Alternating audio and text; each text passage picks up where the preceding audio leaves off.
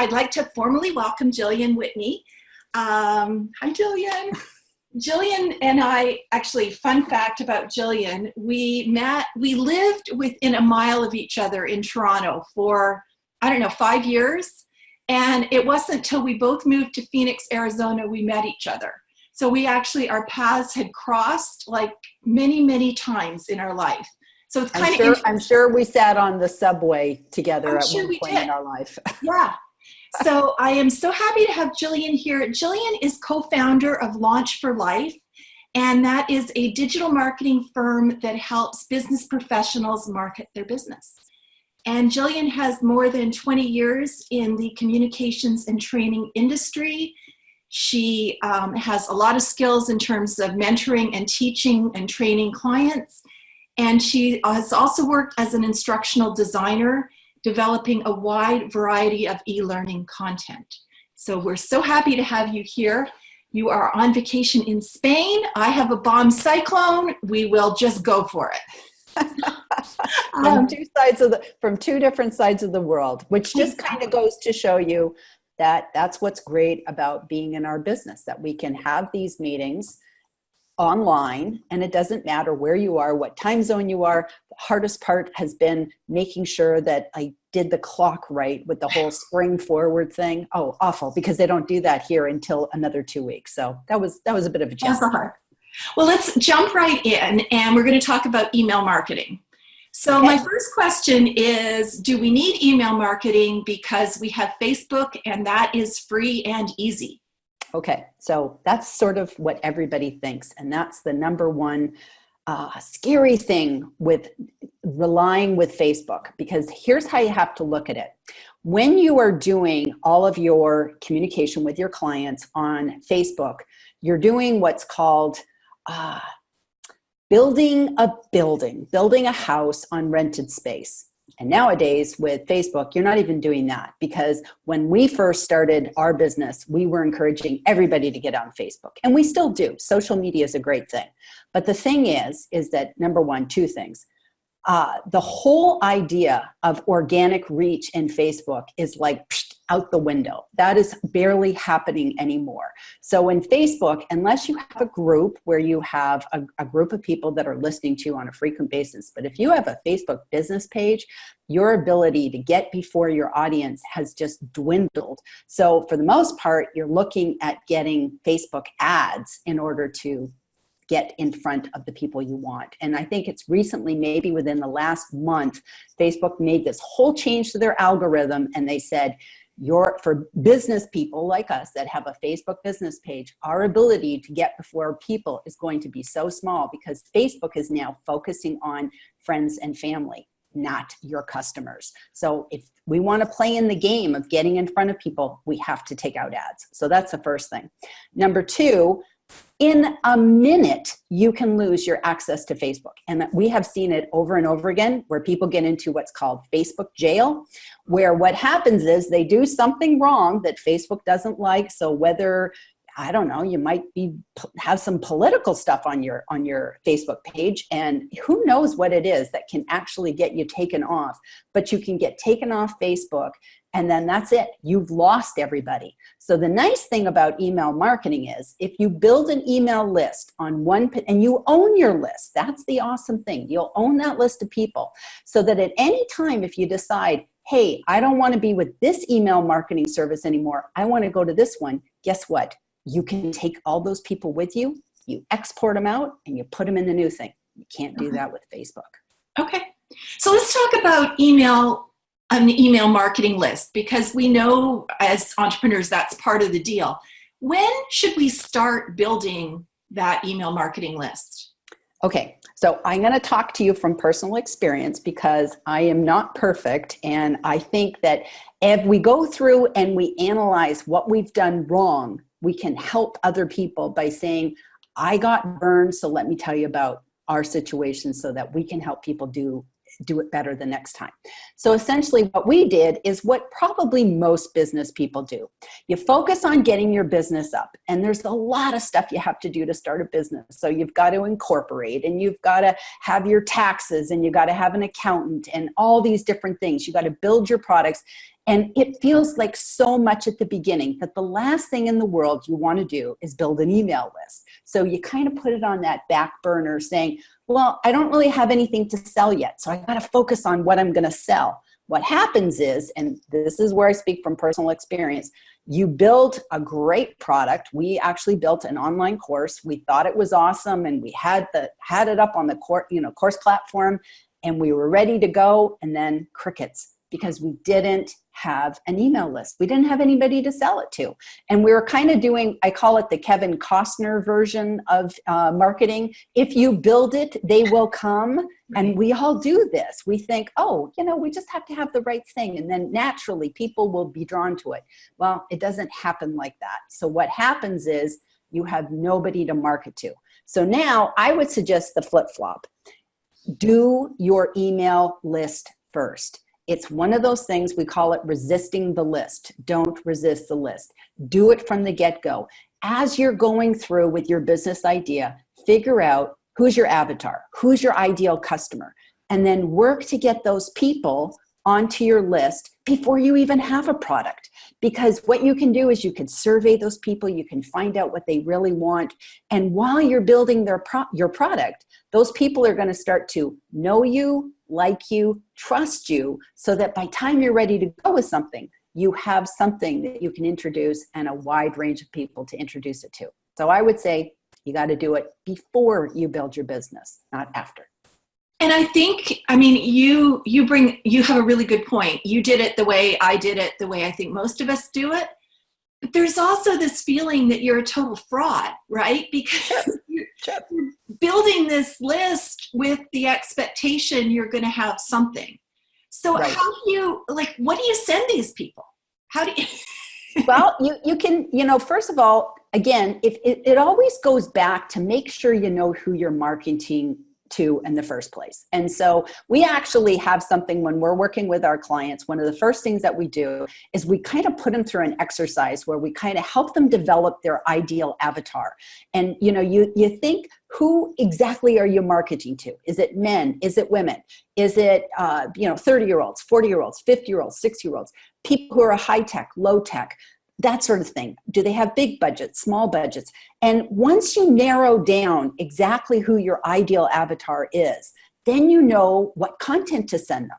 So in our instance, our business is, we are not going for the big companies. We're going for small businesses, solopreneurs, entrepreneurs, small brick and mortar owners of pizza shops and hairdressing salons, that sort of thing. We work with realtors, insurance agents, so a lot of people that are working by themselves, and a lot of people that don't have big marketing budgets. So as such, we kind of push the people in the way of saying, hey, you got to pay some stuff. You got to pay something to market your business. So what we do is we teach you everything you can do cheaply or inexpensively so that you can use your money more wisely. So as such, we're always going to present tactics, strategies that don't cost a lot of money because we know that's what our avatar needs. So to kind of get back to your question of what to send people, think of that ideal avatar. And some people literally,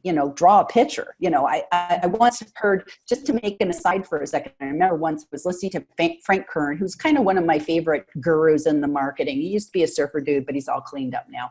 And I know that he did this whole exercise once where he walks you through your, figuring out your ideal avatar. He gave his avatar a name. He knew what his avatar wore. It was like the white polo shirt, Dockers, kind of had kind of dumpy looking, all these different kind of things. And one day, one guy came up to him in a seminar and said, I'm Bob. I'm your ideal avatar. And sure enough, this guy looked exactly like Frank Kern had always described, but he nailed it. He knew who he was looking for. So therefore, he knew how to talk to them and what information to send them. So going back to answer your question, think about all the stuff that is running through your avatar's mind? What are the things keeping them up at night? So if you can start solving their problems with just tidbits of information, now give them free content, give them valuable content. A lot of times, if we can kind of talk about the what's and not necessarily all the hows, like the hows they've kind of got to come and hire you for. But if you can tell them some informative things that will help them, they'll just appreciate you. And so that's the kind of thing that you can give to people as you're building your list and you're building your business. I always tell people to make a list of all the questions that people ask you. Oh, and that's awesome advice. Stuff over and over again, depending on like where you are, what kind of email marketing, what should my budget be? How should I do things? The questions I'm asking you today are the same questions your clients ask over and over. And if you can brainstorm a list and send, and answer a question a week or a question a month in your newsletter, you've got content waiting for you that you don't need something in the end. So exactly. I think that's true. One thing that we need to talk about though is permission. So, how do you get people on your list? Do you need permission? Yeah, that's probably the number one thing. So here's the biggest mistake that people do. They go to a networking event, they meet a bunch of people, they collect a bunch of business cards, and then they come home and then they pound away at the keyboard and they put all those people onto their newsletter list. And that is absolutely what you're not supposed to do. And most of the quality email programs out there, and I say quality because I know some are really crappy tools that they don't even care about the permission, but I'm talking about the big ones. So I'm talking about MailChimp and Aweber and Infusionsoft. All these companies are usually permission based. And right now, those are the laws in Canada. And America is soon to follow with, we're going to start penalizing people. So right now, it's kind of like, the companies themselves can require you to do something, but it's soon going to be law. So the thing is, why don't you just do the right thing now? And then you're not going to have any problem. And the other thing too, is that if you start putting people on your list and they didn't subscribe, they can not only unsubscribe, which is always sad when somebody unsubscribes, but the thing is that they can actually report you for spamming them. And if they report you for spamming them, what can happen is, number one, you get kicked off your email carrier. And number two, you can actually get slapped by the FTC. So it's very, very serious to make sure that this is permission-based. Now, there's two parts to permission-based email marketing.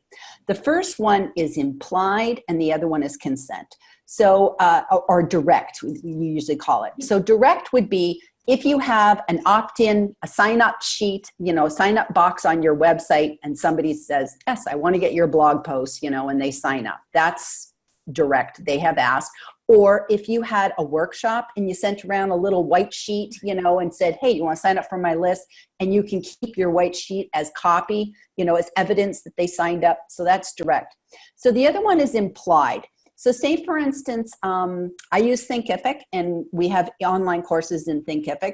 If somebody signs up for a Thinkific account and buys one of my courses, now they're on my email list and it's implied that I can email them. Now, I actually don't take my Thinkific people and move them to my newsletter. I just wouldn't want to do that as a courtesy because I thought they signed up for my course. That's really all they want to hear about. But I could email them other things about new courses I have and things like that. Or even if somebody signs up for a free course, I can kind of drip on them, hey, you liked my free course on this. Maybe you want to hear my graphics course or something like that. So those are the biggies with the permission-based. Yeah, I think sometimes we forget that, and especially in the US, it's a little sketchy. Yes. What is legal and what isn't. What I always do is after I meet somebody, I send them a personal note and I say, Gillian, it was so nice to meet you. I hope you don't mind if I add you to my email list so we can keep in touch. And so that's probably not 100%. Probably not kosher. That's probably not kosher. But it probably would be better to just craft your email exactly as you did and just say, I'd like to invite you to join my email list where you'll get all sorts of great tips. Tell them why, what's the benefit, and then give them the link and then put that in there. So it's kind of like, it's kind of skirting the issue, but I would lean towards not doing it. Plus also too, being in North American, you don't even know if you have Canadians attending any of your workshops or something too. Right. So that's always a danger. Right. Especially with New York, you're so close. Right. That's true. Let's talk about mistakes, because I know that there are a lot of mistakes that solopreneurs make with their email marketing, and I would love to hear what you think people do wrong and how we should do it better. Okay. So, of course, the first mistake is not getting permission, just adding people to your list. So yes. that is mistake number one. I'd have to say mistake number two is not ensuring that your emails are mobile responsive. And I have met a lot of people who, unfortunately, maybe they're just not doing their due diligence, but they sign up for an email marketing program and then they don't kind of look through and see, how do my emails look on a computer? How do they look on a tablet? And how do they look on a phone? And the thing is, nowadays, more and more people, I'd say the majority of people they're using this thing to check their email. And the problem is that some of those email programs, when you get it on a phone, it looks awful. Like that's what happened to us when we started using Aweber, and it looked awesome on a computer. But when you opened up it on a phone, it was like postage stamp. It was so tiny, you couldn't read it. And you know what? People are not going to start zooming to try and read it. They're going to maybe turn it once or twice, and then that's it. They're just not even going to read it. And then when you send them something else, they're not going to read that either. So then you're going to just start having, bad open rates. So that would be the thing, is not checking on mobile. The next one I'd have to say is probably lack of consistency, where it's like you might send, 2 or 3 emails and then they don't hear from you for months. And then you send them another email. So it's kind of like, they're like, who is this person? You have to have some sort of schedule and consistency. And we'll talk a little bit about that later. Another thing too is frequency. It can be too much. So sometimes it's like you wait too long between your emails. And sometimes it's like, oh my gosh, you're emailing every day. And it's like, I don't want to hear from anybody every day, except you, Sue. I really do like getting your emails every day. But that's personal emails. But there are some people who are exhausting. They're just exhausting that they're doing too much. I would have to say another thing is a big mistake is with email lists. You can do one of two things. Number one, you might have way too many lists in your actual email marketing, so that you might have a list for, your newsletter and webinars and this and that. And then what happens is if somebody unsubscribes from your webinar list and it's like, I don't want to hear about this webinar anymore or a particular course, then they're still subscribed to other things. So if you have multiple lists, there's a danger that people can't actually unsubscribe because they're on 4 different lists. And then the other thing would be if they're, every time somebody's on a list, it counts as a seat on your email list. So, if you're working with a program and you're paying by the subscriber, you want to think about, do I really want to have Gillian on my list 10 times? Because that's 10 times Gillian. So that's really not effective. So there's other ways that you can get around that. And then let me see, what was the other thing? I think that's probably a lot of it. I think one is, and this is like a new way, well, not totally new, but that long copy sales page that people send you emails. Yes. And I like to read and I like to write, but I get some of these emails and that they're just, it's a sales technique, but I feel like a lot of us that are solopreneurs and are writing our own stuff, we don't need to have 4,000 words. Like just short and sweet, tell people what you want, give them some advice. But I see a lot of people being inconsistent because they try and do too much. Yes, and it should just be, It should be like how you and I are talking now. It Yeah. should be like you're talking to a friend, not, if you have to start writing and coming up, using your thesaurus to make your copy, you're not doing it right. You should just write your own personality, and also to make it colorful. Don't make it crazy, but just like a plain email with no pictures and so much text. Like the other day we had a client and he was showing us a newsletter, and it was so much text. And we just said, nobody's going to read that. Like, we have to remember the way that people read online now. They scan. They say you scan in a Z pattern. So you want to kind of break it up with some graphics. Other people, there could be a million GIFs, and you're trying to read their newsletter and there's people dancing and dogs jumping out of boxes. And it's like, I don't think we need all that. I don't think we do, especially without a team. I just rather have it open, and the jumping around is annoying, I agree. to me. So let's talk about 3 things. I noticed we have a couple questions, so I will answer those at the end or ask you to answer them. What things can people do now to really improve their email marketing? Okay. So the first thing would be become committed. Become committed to building your list, and recognize that even if you've been in business for 5 years and you got 3 people on your list and one is your mother, it's okay. You can start today. It's never too late to start with building your list. So here's what I would recommend for being committed. Number 1, make sure you're using a professional email program. You can't do email marketing through Gmail. You can't do it through whatever, Hotmail or whatever you're using, Outlook. Those are not professional programs. You have to have one. There are some that are free that I would highly recommend. We'll talk about that in a second. So make sure you're using a professional email package. And if you already have one, go in and learn it. Like, a lot of us get an email program and we're like, I don't have a clue. You know what? There's instructions somewhere. There's help files. There's tutorials. Go on YouTube. There's all sorts of ways that you can learn it. Then start getting subscribers. And I always recommend start with the people that you know.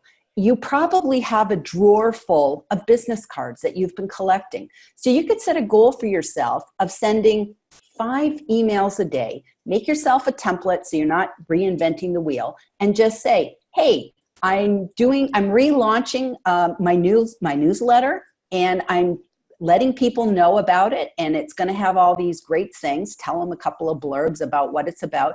I thought of you, and I thought you might find this of interest. And then just send it email, but send it from your personal account. You don't send that from MailChimp. That's what you do from your Outlook or your Gmail, and invite them to join your list. So if you said, I'm just going to do 5 business cards a day, you might start getting people on your list. So that's one thing. The other thing is, most people make it very difficult for people to find how to get on your list in the first place. So there's ways you can do it. Number 1, it should be on your homepage. That's for starters. If you have a blog, it should be on your blog, how to do it. You can get it on Facebook. So a lot of the email packages actually now will allow you to interface with Facebook, and you can have a sign up button right in Facebook to get on your email list. So that's one. If they don't, just make a post, make a Facebook post and pin it to the top of your Facebook business page so that people can see, oh, Sue's got a newsletter. She has great tips about copywriting, blah, blah, blah, blah, blah. Click on it, goes to your opt-in form, and off you go. So that's a good thing. And where else? QR codes. So that's kind of a cool thing. If you were say you're doing a workshop and you want to let people know to join your email list. Well, there's 2 things. I can tell you what you can do with MailChimp, which is really cool. But another thing is you could just have a little, just a little flyer like this, talk about something that you offer. And then you can say, or maybe you just say, you can get the slides of this presentation by joining my email list. Right. And then if you don't want them to have to type in a big long, ePearl, whatever your opt-in URL is, you could just put a little QR code, and then they just go boop with their phone, get on your list. So that's kind of a cool way. But what MailChimp does, and this is one of the reasons why I love MailChimp, because I absolutely love MailChimp. They have something called MailChimp Subscribe, and it's a free app. It goes on your iPad. So if you have an iPad, then what you can do is you can take your iPad to a networking meeting, or if you had a trade show or something like that, and people can subscribe right on your iPad, and you don't even need Wi-Fi. And what happens is, as soon as you get back home, the miracle of the internet, all those people are uploaded, boom, Cool. right into your MailChimp list. And then whatever, if you have any kind of opt-in offer, they get it automatically. So that's really cool, because you don't have to do anything. There's no like writing down names and inputting it later. So that's a cool thing. I wanted to, you mentioned opt-in offer, because I think that's the other way you get people on your list, is that ethical bribe kind of thing. Right. So can you talk about what that is and how you do that? Okay, so an opt-in offer is basically, nobody wants to join another mailing list. So what you have to do is you have to give them something that is so valuable that people are willing to surrender their email address. And they can subscribe afterwards, and you just have to say, okay. And I'm telling you, I get depressed anytime somebody unsubscribes from my list. I take it personally, like, why didn't she like it? But you just have to get over that. Sometimes all they want is your bribe, and that's okay. You just have to wish them the best. So a bribe could be anything. It could be a PDF. It could be the ability to watch a video that you offer. It could be an MP3 that you'd let them download. I like to just usually take, like we have one, and I would encourage everybody, I know Sue, you'll send it out in the link.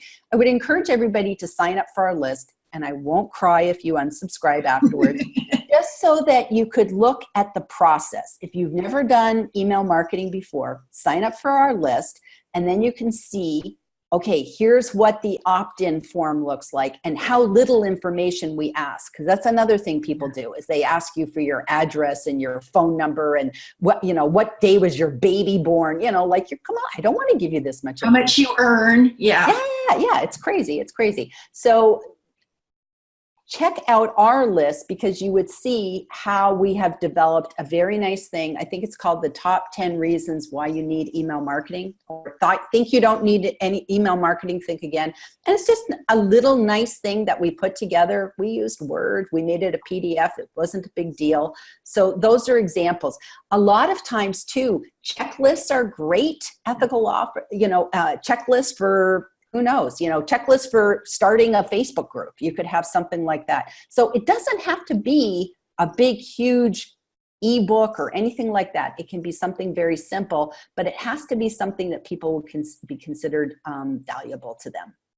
Yeah, I just signed up for one with somebody, and it was looking at marketing this new business, and it was 110 places where you can speak to audiences. Or something like that. That's perfect. And it was great. It was the list. And I went through them line by line, and I would say about 50% of them were wrong. So she's clearly either didn't research it or been doing it for a long time. But it was, that's the kind of opt-in that people want, is something quick, actionable. They're willing to give their email. And, so many times people think that you need to have an ebook, or you need to have, and a checklist, like checklist is easy. Awesome. Yeah. So, okay. So, now you get to talk about MailChimp. So I love doing these lunch and learns, because people like geek out on these subjects. Gillian is incredibly excited about MailChimp. I love MailChimp. I love that monkey. I love that monkey. So tell us the tools you recommend and why you love MailChimp, and just the whole story. Okay, so the first thing I like about MailChimp is it's free. It's free. It's free. I just love that it's free, because I spent a year paying for Aweber and I hated it. So when I met MailChimp, it was just like, what was I thinking? Why did I not sign up for this right away?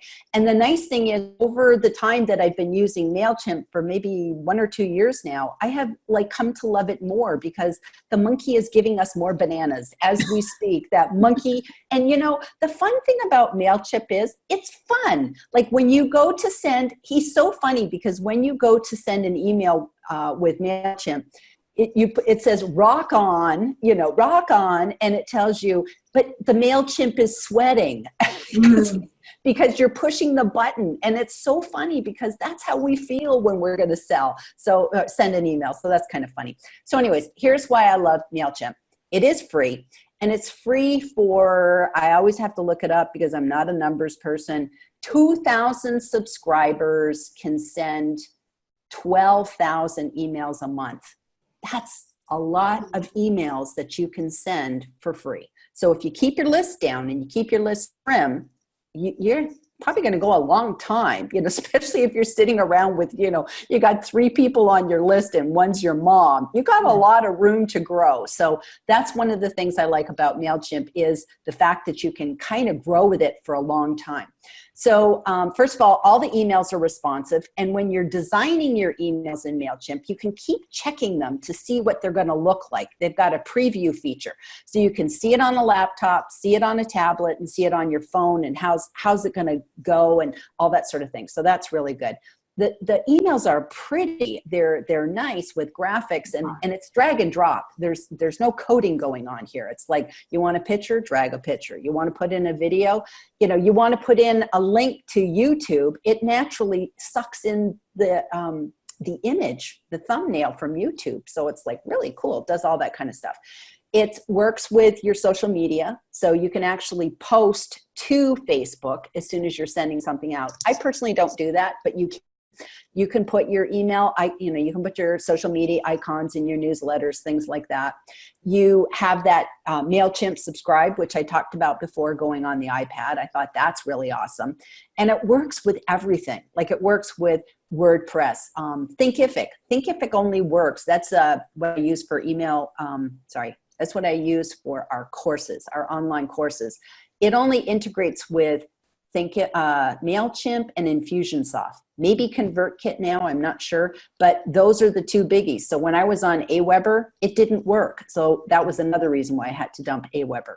It has a free unlimited library that you can upload your PDFs to and your graphics to, which is nice because most places they give you like maybe 10 gigs and then that's it, you're done. So then you have to start thinking, well, if I have old emails that are in an archive somewhere that I want people to be able to see, now I got to start paying to have that artwork sitting up there. So I thought that was really important. You can do single opt-in, you can do double opt-in, which is great. And now it has free automation, because you used to have to pay for that before. And automation is if you wanted to send somebody a series of emails. And this is really great if you had, say, for instance, a free course, and you wanted to say, here's your guide to how to, say, for instance, some of those courses that you've done, Sue, in the past, like, develop your elevator pitch. Right. You could do that very easily as an email automation, where just every 3 days they get the next little bit. So that's sort of a great idea.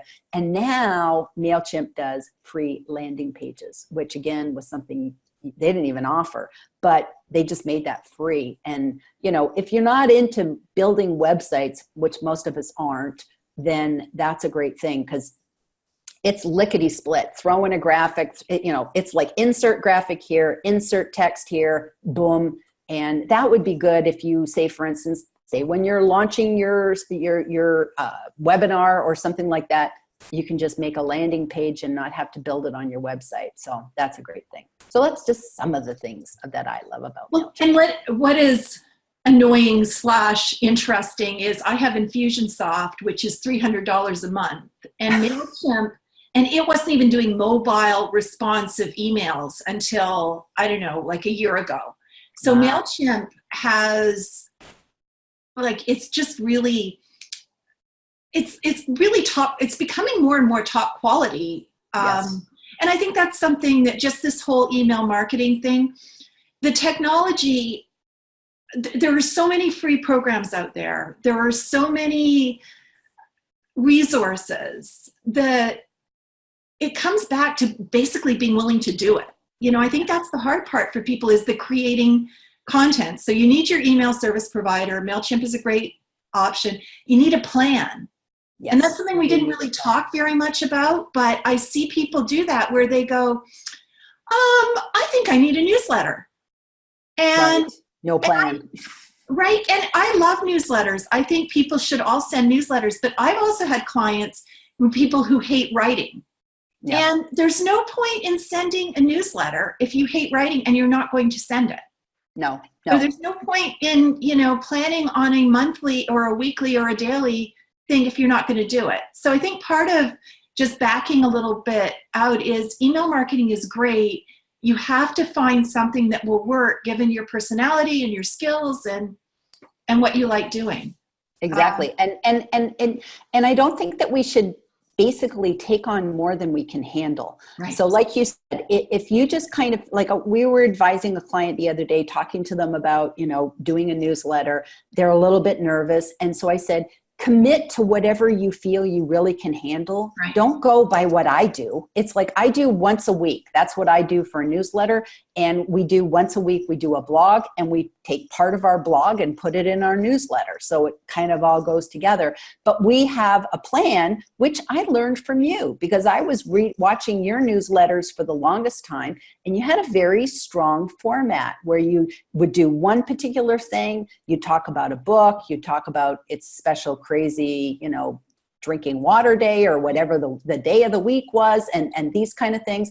And so even if you said, for instance, people that don't like copywriting, there's no reason why you couldn't include somebody else's article as long as you attribute it's their article. Right. So it's like you could say, here's a great article that I found in Time magazine. Like if you look at the Drudge Report, which is like one of the most, popular news sites, Drudge writes nothing. He writes nothing.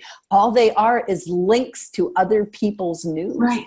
So you could do the same thing. You could do, if you're an accountant, you could be doing, here's the tax tip of the month from, all these different websites. Right. So, and it doesn't have to be a newsletter. Like I'm on somebody's email list, and once a week they send me a tip about using a particular software that I bought. And he just gives me a little tip. There's no graphics. It's just a little single tip that it's like, this week, we're just going to tell you that if you do Alt-Control-Z, you do this, Right. And I love it. I love it. Right. Yeah, no, I agree with you. Awesome. I have a couple questions, but first I just want to tell people how they can work with you. Okay. Do you want to tell them? And I have all the information on the resources page on the Serene Solopreneur website. So you can go there, and I will post it under the video on the Facebook page. But just tell me if people want to have a consultation with you, what you can offer. So we have a couple of things. So first of all, because I highly support solo entrepreneurs and Sue's site, we have decided, my partner and I, which is my sister, so we're two women. So we're not solopreneurs, but we're joint solopreneurs, so to speak, because we work independently in our business in two different states. So it's kind of a strange partnership in that we're so far away from each other. And actually, that's why we're in Spain. We're visiting and working together, which is kind of fun.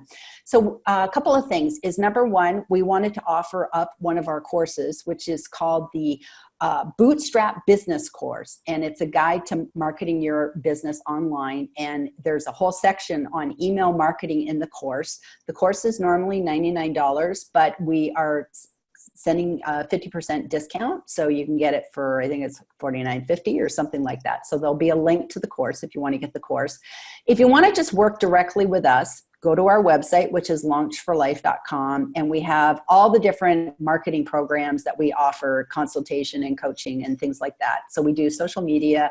Email marketing is sort of our big thing, but we do everything from website design to Facebook helping, and just you name it, we can do it. But the most important thing, and sign up for our newsletter, because what I was trying to say before is it allows you to see the process of, here's what a nice sign-up page looks like. Look how little information they're asking from us. Look how nicely we get an acknowledgement of, yes, you're now on our program. Here's the gift that we promise. Look at that's called a lead magnet, our ethical bribe. Look at that and just say, wow, okay, what could I do? So you could use it to just look through the process of how email marketing works. And then with our newsletter that we send every week, we just like to give tips. And so it might be about, I think last week we were talking about project management using Asana, and I wrote it specifically for solopreneurs because I actually have a client who said, well, how do I do project management if I'm by myself? Because usually most project management programs are for a number of people, a whole team. And this was one lady just working by herself. And we said, you can do it. And I thought, why don't I just send that to everybody? And that's what I did. So lots of free information, and it will always be usually for a free or inexpensive marketing tool. So that's a good thing.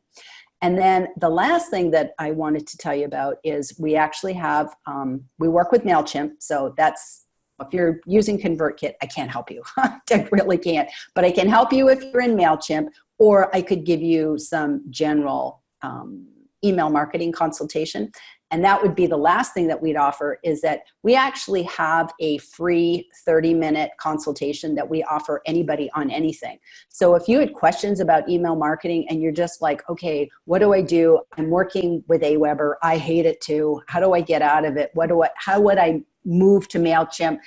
I'll talk to you. We'll talk to you for 30 minutes and we'll tell you what you need to do. So there's no obligation. We'll just give you some strategies. We just get on a conference call together. We talk, we kind of hear what you need, and we'll make suggestions. So it can be email marketing or just digital marketing in general. So whether it's online marketing or you actually want to do something physical, sending out flyers, workshops, whatever, we can offer you that as well. Awesome. Thank you. Thank you. All right, so let's see questions. I learned that unsubscribes have a negative effect on your online reputation, possibly eventually labeling you as a spammer, a reason to avoid signing people up without direct permission. I absolutely agree that if, I know with MailChimp, if you have too many unsubscribes, MailChimp they might come back to you and just start asking you, looking at you. So again, if you are adding people, because in MailChimp, you actually can, behind the wall, behind the curtain, you can add people to your list, but MailChimp tells you, we can come back to you and ask you for evidence that you actually, did have permission. So that's why you want to keep those. You want to, if you have a workshop and you have that white piece of paper that went round, scan it in and keep it as evidence, because that's what I do. But I find for the most part that if you're providing good content and people understand, that's why you also want to remind people you get this email because you subscribed. Right. So you want to have that as well. So I agree with that wholeheartedly. Too many unsubscribes don't look good. So you want to aim to not have people. That's why if you put a bunch of people on your list that didn't give you permission, you're going to have a bunch of unsubscribes. Yeah. And part of it is people's needs change too. So I know, you and I both, you kind of feel the knife in the heart when people unsubscribe, but I go through phases where I'm signing up for things, and then I go through phases where it's like I need to digitally declutter. Right. And sometimes it's just not personal. They don't need you anymore, or they're just, they're overwhelmed or whatever else. So I don't know, at some level we have to just not take it personally and let it go. And if we've put people on ethically and they've come on for reasons that, it's not, who knows? It's interesting. The other day, there was somebody that actually unsubscribed from our list, and it was somebody that we were kind of surprised, because we thought, wow, really surprised, because we knew her personally. Mm-hmm.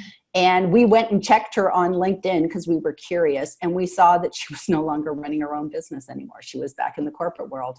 So it's like, okay, so that totally made sense, right, why she would not want our emails anymore, because our emails are geared for business people. They're not geared for the corporate world. So that actually made sense for us. But we actually don't get a lot of unsubscribes. I think we've only had barely 3. So I think that's why I take it so personally.